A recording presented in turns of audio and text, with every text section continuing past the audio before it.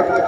اب امام حسین سمجھ گئے کہ وہ زمانہ آ گیا ہے جس زمانے کے بارے میں اللہ کے رسول نے فرمایا تھا بنی امیہ کا ایک ظالم اٹھے گا جو میرے نواسے کو قتل کر دے گا, بڑا انتشار کرے گا, میری سنتوں میں تبدیلی پیدا کرنے کی کوشش کرے گا. وہ زمانہ آ گیا. اللہ کے رسول صلی اللہ علیہ وسلم نے ارشاد فرمایا تھا وہ زمانہ آ گیا. آپ تشریف لائے اور آنے کے بعد آپ نے مدینے کے گورنر سے کہا میں صبح فیصلہ لوں گا. تشریف لے گئے, اہل بیت کو اکٹھا کیا. اکٹھا کرنے کے بعد آپ نے فرمایا یزید خلیفہ بن گیا ہے, بادشاہ بن گیا ہے, امیر معاویہ کا انتقال ہو چکا ہے, وہ میری بیعت چاہتا ہے, حسین اس کی بیعت قبول نہیں کریں گے, گویا ہمیں مدینہ چھوڑنا ہوگا. ہم مدینہ چھوڑ کر مکہ تشریف لے جائیں گے. جتنے لوگ ہمارے ساتھ چلنا چاہتے ہیں وہ لوگ تیار ہو جائیں, صبح میرا قافلہ یہاں سے روانہ ہوگا. یہ امام حسین کے لیے سب سے بڑے دکھ کا وقت تھا, سب سے بڑے غم کا وقت تھا. حسین اپنے نانا کے شہر سے بے پناہ محبت فرماتے تھے.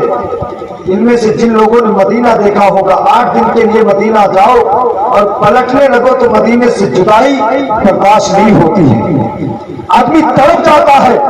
اور پھر وہ حسین جس کے گھر کا دروازہ مسجد نبوی میں کھلتا تھا, وہ حسین جو مدینے کی گلیوں میں کھیل کر بڑا ہوا ہو, جس نے ممبر رسول پہ کھیلا ہو, جو صحابہ جس کی زیارت کرتے رہے ہو, آج وہ وقت آ گیا ہے کہ اس حسین سے مدینہ چھوڑنے والا ہے. حسین نے فرمایا صبح یہ قافلہ نکلے گا. اہل بیت اطہار کے گھر کے لوگ تشریف لے آئے. عباس علمبردار آ گئے, حضرت قاسم آ گئے, اول محمد آ گئے, بی بی زینب آ گئی, ام رباب آ گئے اور بیویاں آ گئی. عزیزان ملت اسلامیہ, یہ مختصر سا قافلہ اور آپ کے محبان تشریف لے آئے. صبح کا وقت ہے, اذان فجر سے پہلے قدامیں کس لیے گئے, جانے کی تیاریاں ہو گئی, سب چلنے کی تیاریاں کر رہے ہیں. اللہ کے رسول کا نواسا اپنے گھر کو دیکھتا ہے, مدینے کی گلیوں کو دیکھتا ہے. ایک بیمار بچی ہے جسے حضرت سغرا کہتے ہیں, جس کے اندر چلنے کی طاقت و قوت نہیں ہے, بیمار ہے. جب اس چلتے ہوئے تیار قافلے کو دیکھتی ہے تو اپنے بھائی سے عرض کرتی ہے کیا قافلے میں نہیں چل رہی ہوں؟ امام فرماتے ہیں ابھی تمہاری طبیعت خراب ہے اور اس حال کو نہیں ہو کہ تم سفر طے کر سکو. میرا سفر بڑی دشواریوں کا ہے, جب تمہاری طبیعت ٹھیک ہو جائے گی تو پھر تمہیں بلا دیا جائے گا. تسلی دی امام نے. حضرت سغرا نے چاہا کہ میں بھی اپنی ہمت کو اکٹھا کر کے اور چل کے دکھاؤں اپنے بابا کو, تاکہ میں بھی اصغر سے جدا نہ ہو سکوں, علی اکبر کے ساتھ سفر طے کر سکوں. مورخ لکھتا ہے کہ چند قدم چلتے ہوئے کہتی ہے کہ بابا دیکھو میں سفر میں چلنے کی طاقت رکھتی ہوں, اتنے میں خسی تاری ہوتی ہے, بے ہوش ہو کر گر جاتی ہے. یہ گھر میں تیاری کے حالات ہیں. ہوش نہ آیا, علی اصغر کو گود میں رکھا گیا. مختلف روایتوں کے ساتھ جناب سغرا کو ہوش آیا. پھر آپ فرماتے ہیں بابا میں یہاں اکیلے کیسے رہ سکوں گی, میں آپ کے بغیر یہاں زندہ نہیں رہوں گی. بابا بہت دنوں تک سغرا زندہ نہیں رہے گی, بیمار بیٹی کو کس کے سہارے چھوڑے جا رہے ہو؟ آؤ دیکھو حسین کی محبت, جس نے اپنے بچوں سے زیادہ مصطفیٰ کی شریعت اور مصطفیٰ کی امت سے محبت کی ہے. ایک طرف بیٹی ہے, بیمار سغرا ہے, عرض کرتی ہے بابا بہت دنوں تک دیکھنا حسین, تمہاری جدائی میں سغرا زندہ نہ رہ سکے گی. بابا مجھے ساتھ لیتے چلے, بابا مجھے ساتھ لیتے چلے. حسین فرماتے ہیں تمہارے بابا پر محمد کا دین بچانا فرض ہے, ہم اپنے بیٹے کی اپنے بیٹی کی محبت نانا کے دین پر قربان کرنے کے لیے تیار. ملت اسلامیہ کون سمجھے گا داستان کربلا؟ آؤ دیکھو داستان کربلا کیا ہے. یہی سے میرے آقا کے حسین کے سروں پر پہاڑ, غم کے پہاڑ ٹوٹنے شروع ہوئے. ایک طرف بیمار بیٹی ہے, دوسرے طرف شہر مدینہ ہے. جب قافلہ تیار ہوا, کارواں تیار ہوا اور منصوبے کے مطابق سارے لوگ اکٹھا ہوئے, سب نے تلاشا تو دیکھا کارواں تیار ہے، لیکن کارواں کا مالک کارواں میں نہیں ہے، قافلے کا سردار قافلے میں نہیں ہے، امام حسین قافلے میں نہیں ہے۔ عزیزان ملت اسلامیہ، سب نے فیصلہ کیا، لوگوں نے کہا، حسین نے بلایا، حسین نے کہا ہم یہاں سے مکہ چلیں گے، ہم نے قدامے کس لیے، اونٹ تیار ہے، بیویاں تیار ہے، ہم تیار ہیں، ہم جانے کے لیے تیار ہو کر آ چکے ہیں، آخر امام حسین کہاں ہے؟ تو امام کو تلاشا جانے لگا، امام کو تلاشا جانے لگا۔ جب لوگ تلاشتے مکان امام پاک کو تلاشتے روضہ رسول پر پہنچے تو دیکھا نواز رسول اللہ کی گردن جھکی ہوئی ہے، آنکھوں سے اشک روا ہے، زبان پر فریاد ہے۔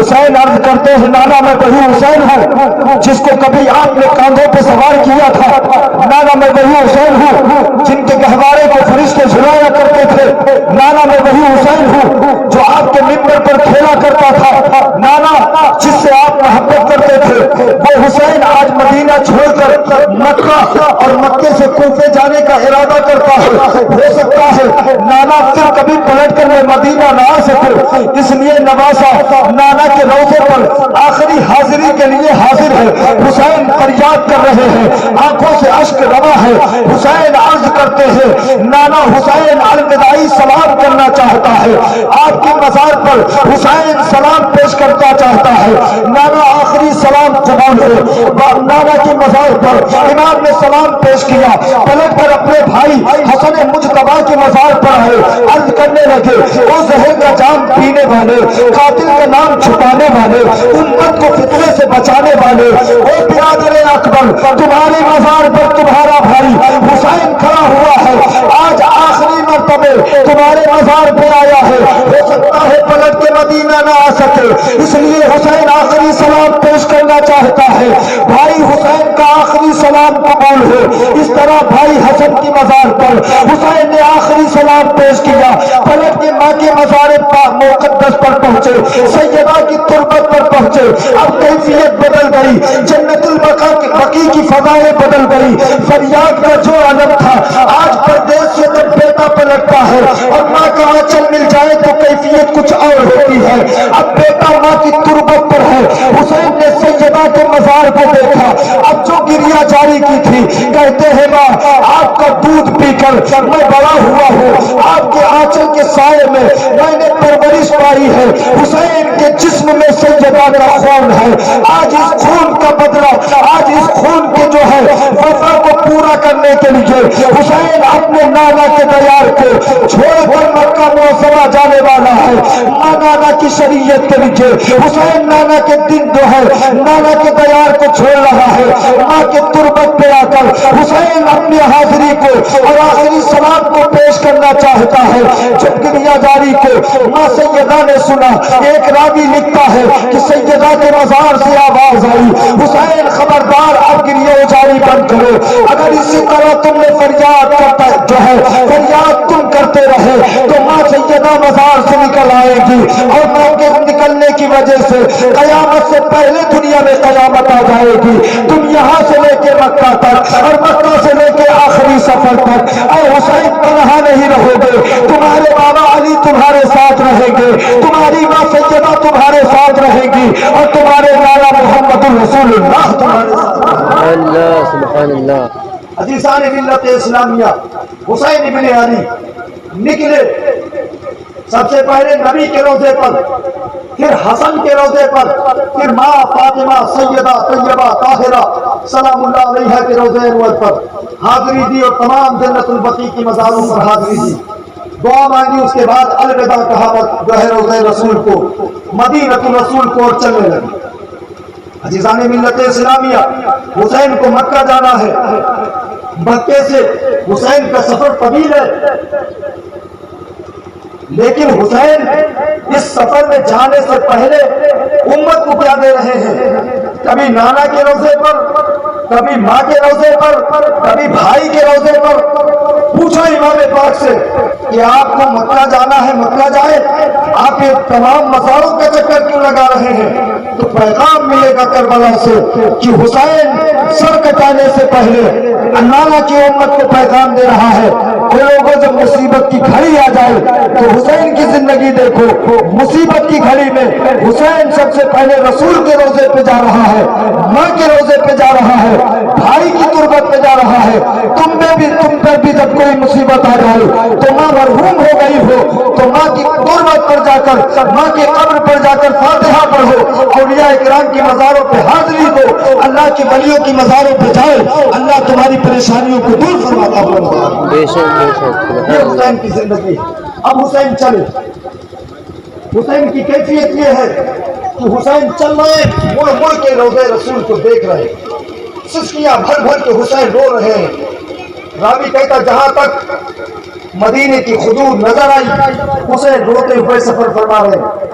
زینب قتیل نے فرمایا بھائی حسین، آپ نے کہا مدینہ چھوڑنا ہے، آپ نے بلایا ہے مدینے سے، مدینے سے جانے کے لیے ہم سب تو آپ کے بلانے پہ آئے ہیں، اور آپ کی کیفیت یہ ہے کہ آپ جا رہے ہیں اور روتے ہوئے جا رہے ہیں، وجہ کیا ہے؟